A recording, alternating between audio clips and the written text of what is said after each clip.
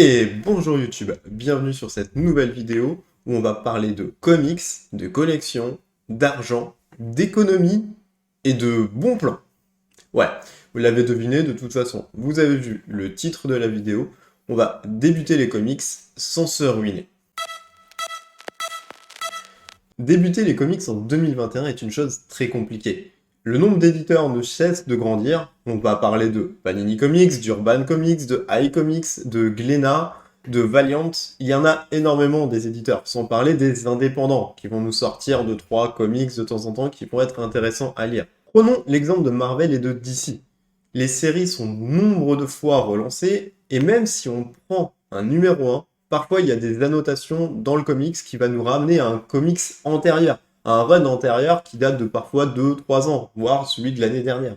Et du coup, on est très très vite perdu sur par où commencer. Et même si vous dites que vous allez commencer par un numéro 1, ça ne sera pas forcément un numéro 1. Parfois, c'est la continuité de ce qui s'est passé avant. Mais un numéro 1 pour un éditeur se vend toujours mieux qu'un numéro 10, par exemple. Vous pouvez aussi prendre le choix de partir chez des éditeurs plus petits qui seront plus faciles à prendre en main pour débuter les comics, surtout si vous choisissez un run en particulier.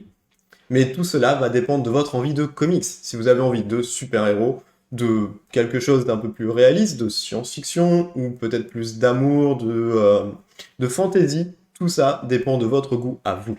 Et aujourd'hui, en vidéo, je vais vous expliquer comment rentrer en 2021 dans le monde de Marvel et de DC Comics.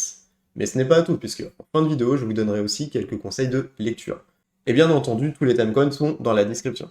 Commençons donc maintenant le cœur de la vidéo. Il existe 4 méthodes pour commencer les comics en 2021. C'est des méthodes qui sont valables pour DC Comics et pour Marvel. Pour les autres éditeurs, c'est encore une autre affaire. Méthode numéro 1. Suivre les offres de l'éditeur.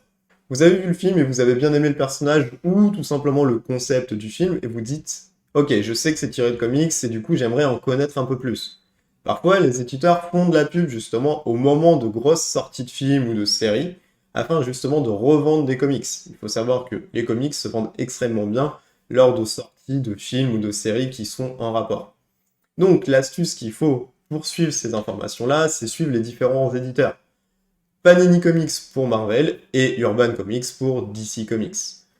Par exemple, pour WandaVision ou pour Falcon and the Winter Soldier, Panini Comics a fait énormément de pubs avec certains comics. J'en profite d'ailleurs pour faire ma petite pub à moi. Si jamais vous aimez, n'hésitez pas à vous abonner et à liker la vidéo. Ça m'aidera à continuer et ça m'aidera surtout pour le référencement de YouTube. Allez, repassons maintenant au cœur de la vidéo avec les éditions spéciales, qui sont souvent à des petits prix et qui sont centrées sur un ouvrage particulier qui a marqué l'histoire.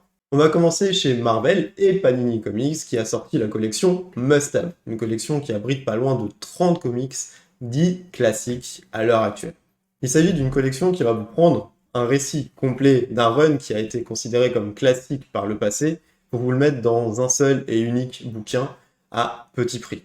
On a par exemple le Old Man Logan qui a inspiré notamment le film de Logan avec Hugh Jackman. On a également le comics Civil War qui a inspiré le film du même nom, même si forcément le film n'en a pas fait quelque chose de très très bien.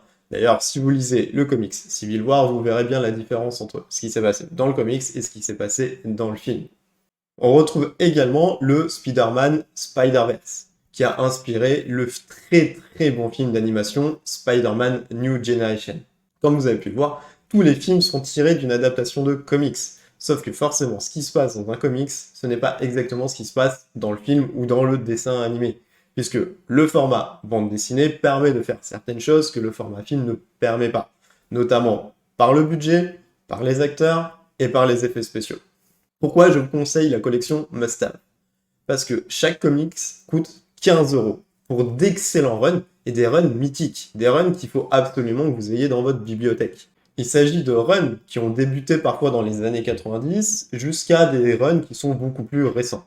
Mais ce n'est pas tout, parce que pour Panini Comics, présenter des must-have, ça ne suffisait pas. Ils se sont dit, il y a des jeunes lecteurs, des enfants, qui adorent les films et qui aimeraient peut-être en savoir plus sur les personnages qu'ils adorent dans les films. Et du coup, Panini Comics a sorti la collection Marvelverse, qui va vous présenter chaque personnage ou duo de personnages afin de mieux comprendre l'intérêt de la série. Bien entendu, ces petits bouquins de Marvelverse, qui ne coûtent que 7 € chacun, vont être beaucoup moins importants et beaucoup moins longs que des must-have. Le Marvelverse vous permettra simplement de connaître un peu plus l'histoire du personnage en une centaine de pages. Je vais prendre l'exemple des séries qui sont à l'heure actuelle sur Disney+. WandaVision et Falcon and the Winter Soldier ont tous les deux droit à leur bouquin Marvelverse, qui vous donneront un petit aperçu de qu'est-ce que sont ces personnages, et en connaître un peu plus sur l'histoire, afin de mieux cerner les caractères de chacun des personnages que vous voyez à la télé. Concernant les éditions spéciales de chez DC, Urban Comics, qui est l'éditeur, a sorti il y a quelques temps la collection DC Deluxe, qui reprend sur le même principe que les must-have chez Marvel, où vous aurez de très bons runs dans des récits complets dans des bouquins à des prix très abordables. On y trouvera par exemple Batman Killing Joke, mais également des titres comme Watchmen ou d'autres Batman ou Superman. Au niveau des prix, on aura des comics qui oscilleront entre 14€ et 35€. Donc chez Urban, vous aurez également le choix avec une deuxième collection, les DC Essentiels. Comme son nom l'indique, vous aurez des runs qui seront mythiques dans un seul bouquin. Encore une fois, ce seront des récits complets.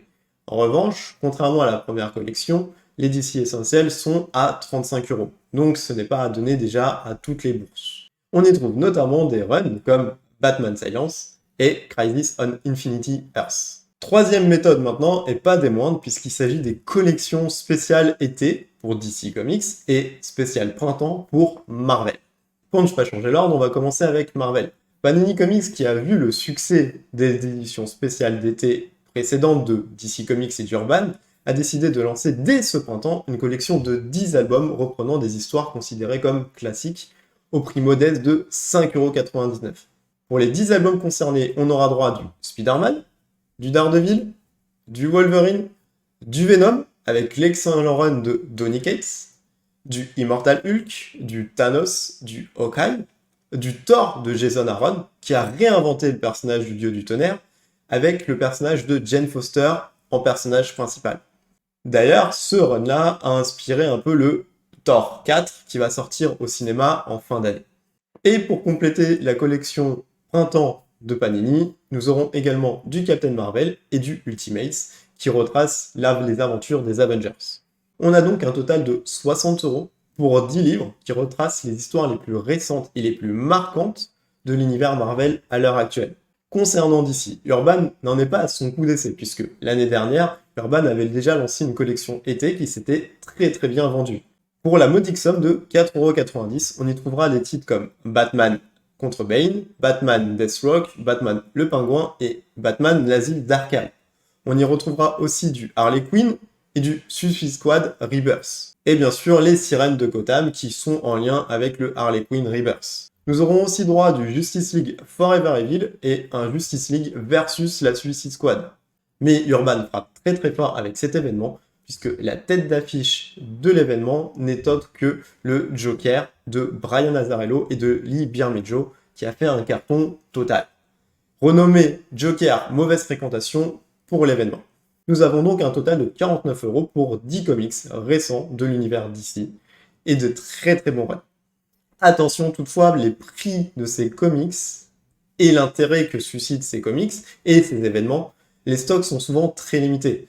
Les librairies, que ce soit les librairies indépendantes ou même les Fnac ou les Cultura, sont très vite à court de stock. Donc si jamais vous avez envie d'acheter ces collections, jetez-vous dessus. Ça restera très peu de temps.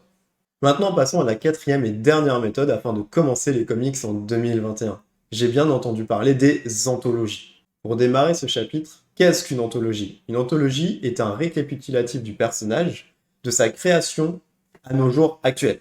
On aura donc dans le bouquin anthologie, que ce soit chez DC ou chez Marvel, ses débuts à sa création, donc souvent dans les années 70, 80, 90 en fonction du personnage, jusqu'à nos jours actuels.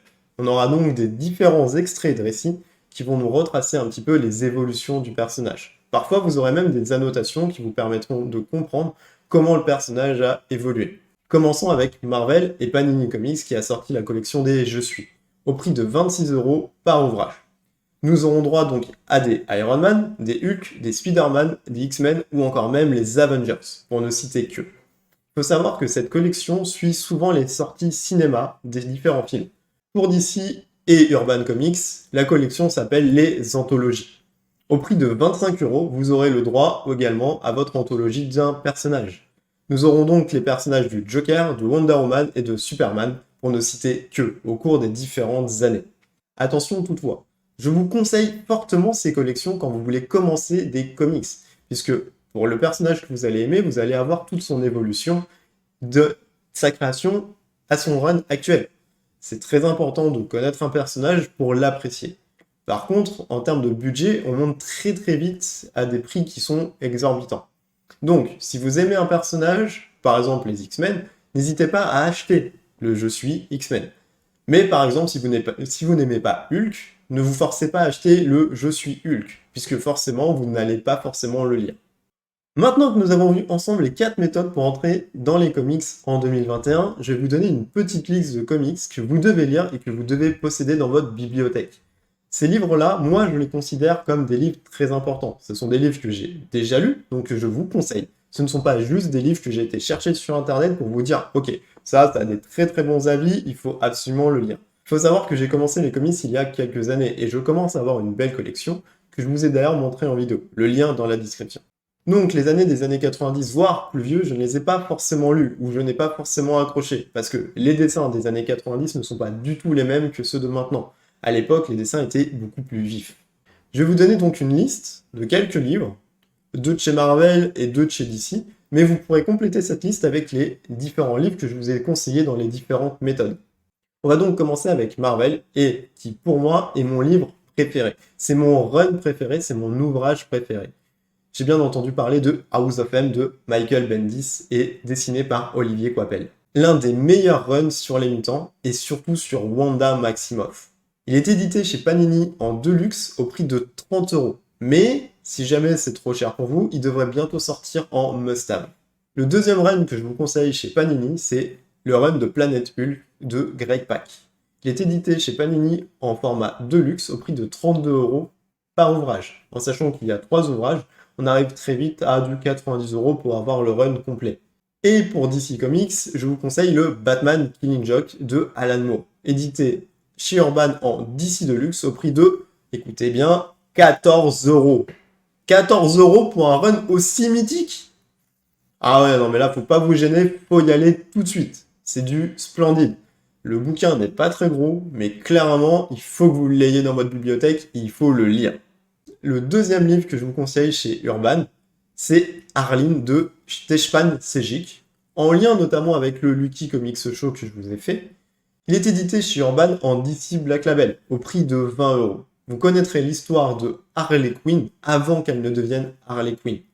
20 euros, c'est donné pour ce genre de bouquins, qui sont des classiques. Maintenant, si vous n'avez pas envie de lire du super-héros, chose que je comprends puisqu'on en bouffe énormément à la télé, et quand vous avez envie de lire, vous avez peut-être envie de lire d'autres choses. Je vais vous conseiller Lock and Key de Joe Hill, édité chez iComics. Il y a 6 tomes de 17,90 €. Ça commence à monter très très vite si on a l'intégrale, mais c'est une intégrale qu'il faut absolument avoir chez vous.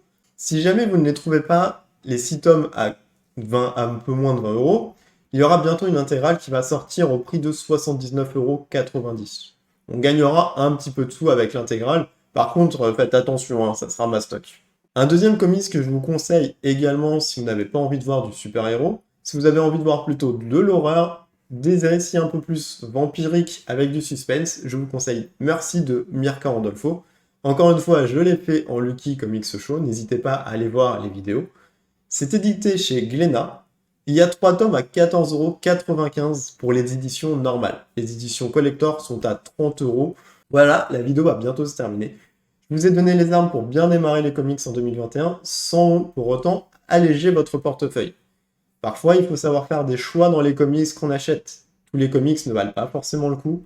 Je vous conseille de faire attention aux différents avis qu'il y a sur Internet, notamment sur l'application Bubble, qui est une très bonne application, ne serait-ce que pour suivre sa collection, mais aussi pour avoir des vrais avis. Bien sûr, un avis étant purement personnel, il faut parfois lire le comics pour se faire son propre avis. Moi, les exemples que je vous ai donnés, ce sont des exemples de runs mythiques qui sont classiques. C'est quasiment unanime pour tout le monde de dire que ce run-là est juste sublime. Donc, je vous souhaite à tous et à toutes une bonne lecture, et on se retrouvera bientôt sur une prochaine vidéo sur ma chaîne. Allez, à plus les amis.